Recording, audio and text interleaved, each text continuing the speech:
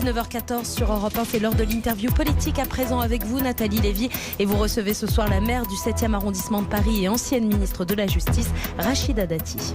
Bonsoir Rachida Dati. Bonjour Nathalie Lévy. Merci beaucoup d'être à mon micro ce soir en direct sur Europe 1. Un mot sur hier soir. Les Républicains ont appelé d'abord à l'abstention pour le vote sur le plan de déconfinement. S'agit-il d'un comportement responsable selon vous ? On est en crise sanitaire, une situation totalement ubuesque. C'était le comportement adopté ? Peut-être il était regrettable que le gouvernement n'ait pas laissé le temps du débat à l'Assemblée nationale. Je pense que s'il y avait eu plus de temps pour le débat, le gouvernement aurait obtenu une adhésion plus forte. Vous savez, la réussite. Donc on s'est braqué juste pour une histoire de timing ? Non, pas du tout. Pas du tout justement. Si on avait eu plus de temps, la réussite des confinements, elle dépend aussi de l'ampleur de l'adhésion des parlementaires, qui sont quand même les représentants des Français auxquels ils doivent des comptes et dans un grand climat de défiance. Aujourd'hui, les Français ne sont pas rassurés, ils sont quand même très angoissés, donc ils demandent des comptes à leurs parlementaires. Donc quand vous n'avez pas assez de temps pour être éclairé sur les mesures proposées, sur les modalités, sur les actions et les initiatives qui vont être prises pour le déconfinement, ils sont comptables de leur vote vis-à-vis des Français. Donc je pense que s'il y avait eu plus de temps de débat, il y aurait peut-être sans doute eu une adhésion beaucoup plus forte. Et c'est vrai que là, on ne peut pas dire que tout a été fait pour que se réalise l'unité nationale face à des enjeux aussi importants. Guillaume Larrivé, député de la même famille politique que vous, les Républicains, a voté pour. Vous auriez fait quoi, vous, Rachida Dati ? Est-ce qu'il vous a semblé clair, ce programme de déconfinement, ce plan de déconfinement, vous auriez fait quoi ? Hier, Édouard Philippe a appelé à la responsabilité individuelle, ce qui est vrai, parce que d'ailleurs, regardez si la pandémie commence et l'épidémie commence à se circonscrire en France, c'est aussi grâce à la responsabilité individuelle, au civisme quand même de la majorité des Français, parce que du jour au lendemain, vous dites aux gens, vous ne pouvez plus sortir de chez vous, tout le monde a été responsable. Franchement, moi je trouve que les Français, que souvent on qualifie de pas disciplinés, ils l'ont été totalement.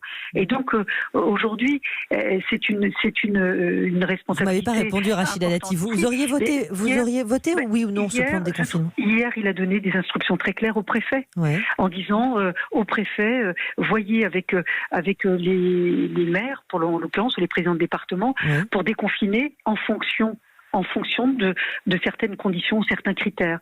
Donc, moi, je trouve et ça résonne à vos oreilles. Les préfets, ils ont eu des instructions très claires, parce que souvent, quand on les interrogeait, ils étaient un petit peu aussi dans l'incertitude.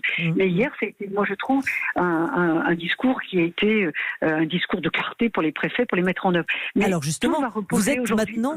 Mais tout va reposer. Mais vous êtes justement en première ligne maintenant. Mais c'est ça. Oui, donc, vous êtes typiquement concerné. Les élus locaux ont besoin d'un cadre, mais ils ont aussi besoin de moyens. Vous savez, ne serait-ce que sur la reprise de l'école, vous ne croyez pas, Madame Lévy, que ça va générer des inégalités en fonction de la ville où vous habitez, en fonction des moyens que la ville va consacrer à la réorganisation des locaux des écoles.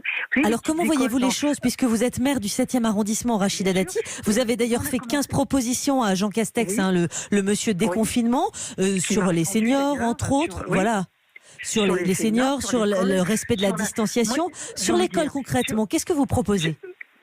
Et qu'est-ce que vous réclamez ? Alors d'abord, sur le plan de déconfinement, il a été élaboré avec des élus, des citoyens, des associations, des commerçants et des artisans, parce qu'il ne nous a pas échappé qu'hier, dans le discours d'Édouard Philippe, comme d'ailleurs pour la mairie de Paris, il n'y a pas eu un mot pour les acteurs économiques, les restaurateurs, les commerçants, tous ceux qui nous permettront de redresser notre pays.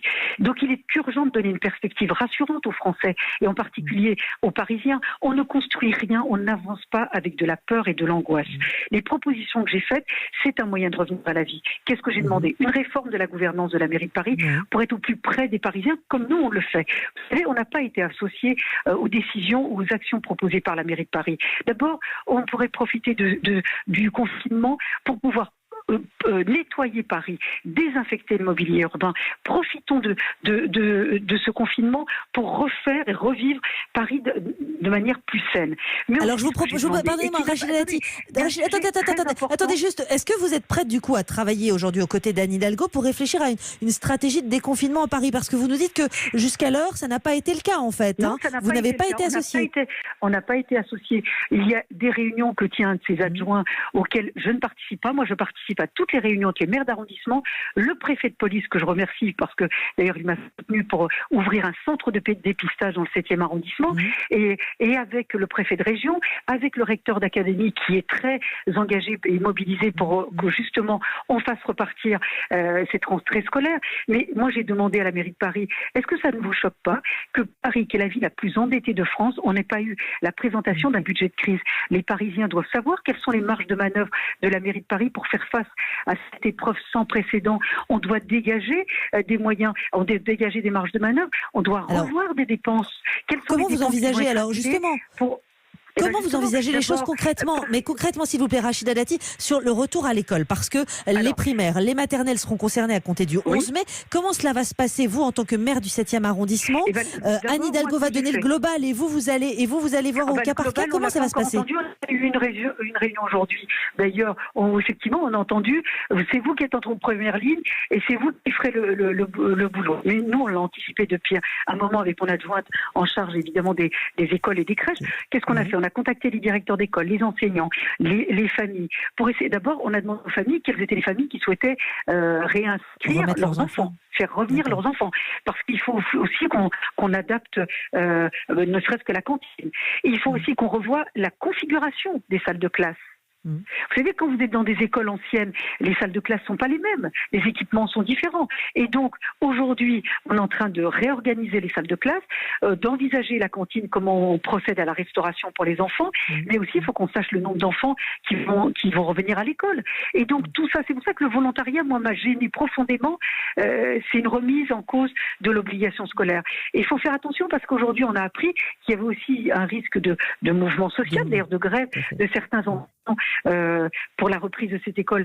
Mais il faut faire très attention parce que il y aura une inégalité supplémentaire qui va se créer parce qu'il risque d'avoir un écart très important entre la mobilisation des enseignants entre ceux du privé et ceux du public aux dépens de l'enseignement public notamment. Rachida Dati, on a parlé justement du commerce, ce que Emmanuel Macron a salué aussi, qui sont en deuxième ligne dans cette crise et notamment, alors parlons précisément du tourisme et des bars et des restaurants qui n'ouvriront pas avant au moins un mois. Et pourtant, il y a cette culture très française des bistrots. C'est un enjeu économique, vous l'avez rappelé. Christian Jacob a demandé une réouverture plus rapide que juin dans les territoires moins touchés. Est-ce que vous êtes sur la même note que Christian Jacob? Qu'est-ce qu'il faut faire pour eux? De toute façon, il faut relancer l'activité économique. Notre pays ne peut pas rester indéfiniment sous cloche. Moi, je soutiens les commerçants, les restaurateurs, le commerce de proximité. Ils nous ont fait des propositions de réorganiser leur mode de travail et aussi leur mode d'ouverture. Par exemple, ils ont fait des propositions à la maire de Paris qui ne les a ni entendues ni soutenues. Moi, je souhaite l'exonération de toutes les charges, de toutes les taxes et autres droits pour qu'on puisse permettre cette relance de cette activité économique. Il faut revoir et différer certaines dépenses parisiennes pour justement soutenir cette activité économique. Nous y sommes favorables. On travaille avec eux. Moi, j'ai eu encore une réunion hier avec le syndicat des hôteliers et des restaurateurs pour les entendre parce qu'ils n'ont pas été entendus.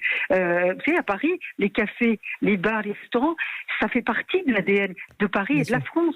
Et il faut pouvoir petit à petit déconfiner aussi ces commerces-là. Et mais avant juin selon vous. Après, tout ça s'organise. On ne pourra pas réouvrir comme avant. Et donc, il y a des restaurateurs qui ont dit, on mettra moins de tables. On aura peut-être les terrasses seront ouvertes différemment. Donc, nous, on les soutient. Et quand le préfet, on travaille avec le préfet. Et si c'est possible, il faut le faire.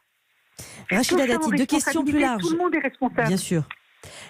Édouard Philippe n'a pas parlé des municipales hier. Qu'attendez-vous comme réponse à ce sujet? Faudra-t-il faire un second tour, annuler les élections et repartir à zéro? Est-ce que vous serez à nouveau candidate? Est-ce que vous avez été élue, vous, dans le 7e, au premier tour? Oui, moi je suis la seule élue de toutes les grandes villes à avoir été élue au premier tour. Voilà. Et donc, alors comment vous envisagez mais ne pas faire un second tour après un premier tour, ça n'a pas de sens. Moi je trouve que la démocratie ne doit pas être victime du confinement. On peut adapter un système électoral à ces nouvelles menaces et ces nouveaux risques. On ne peut pas laisser un pays sans démocratie, sans une expression démocratique. C'est dangereux. Moi, je vous le dis, on ne peut pas laisser un pays sans expression démocratique. D'ailleurs, c'est aussi comme cela qu'on suscitera une adhésion à tout ce qu'on peut faire pour déconfiner notre pays. Mais le premier tour est toujours contesté. On fait quoi alors, Rachida Dati? Le premier tour n'est pas contesté ce jour, puisqu'on n'a pas. Aujourd'hui, le premier tour est valable. Oui, mais est-ce que compte tenu... La loi, l'ordonnance qui a été prise en mars, aujourd'hui, le premier tour est validé.